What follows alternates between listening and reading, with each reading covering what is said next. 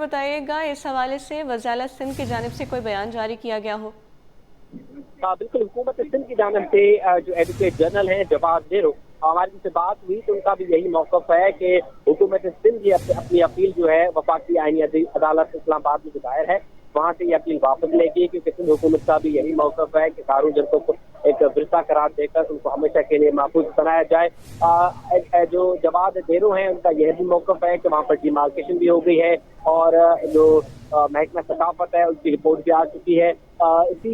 جب یہ ریلی نکل رہی تھی، ریلی سے قبل بھی ایڈوکیٹ جواد ڈیرو نے احمد نواز بڑھائے جو کہ کراچی بار کے صدر ہیں ان سے بھی رابطہ کیا، دیگر وکلا تنظیموں سے بھی رابطے ہوئے اور ان کو بھی یہ حکومت سندھ کا جو پیغام تھا وہ پہنچایا۔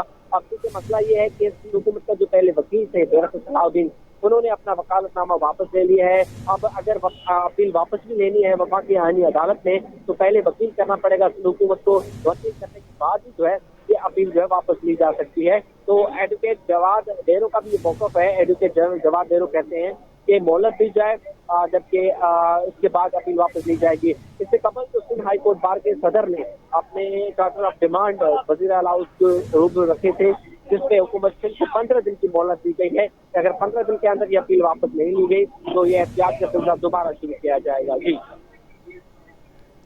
ٹھیک ہے، ان کی جانب سے مہلت مانگی گئی ہے۔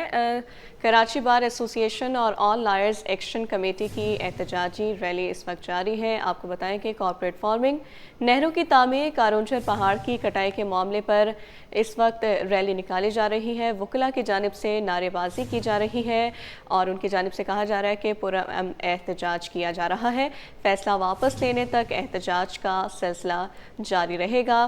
وکلاء کنٹینرز پر اس وقت چڑھ چکے ہیں۔ صدر کراچی بار عامر وڑائچ کے مطابق سندھ کے حقوق پر شروع سے جدوجہد کی جا رہی ہے۔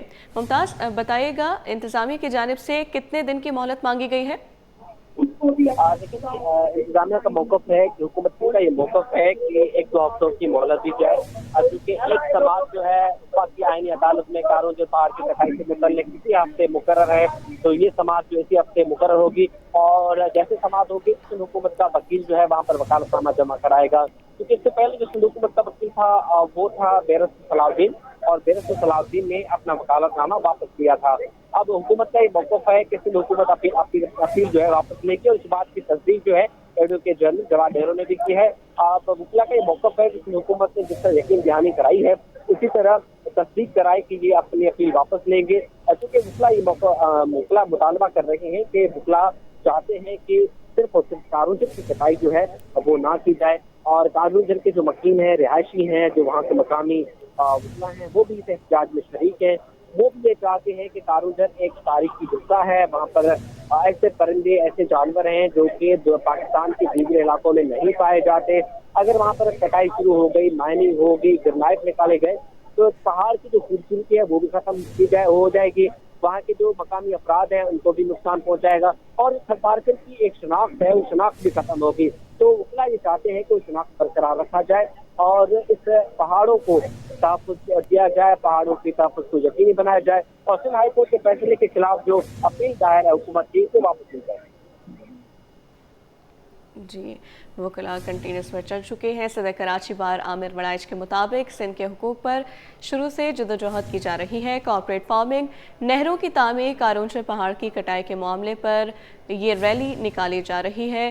کراچی بار ایسوسی ایشن اور آل لائرز ایکشن کمیٹی کی احتجاجی ریلی جاری ہے۔ وکلاء کی جانب سے کہا گیا ہے فیصلہ واپس لینے تک احتجاج کا سلسلہ جاری رہے گا۔ ممتاز جمالی آگاہ کرے تھے، بہت شکریہ۔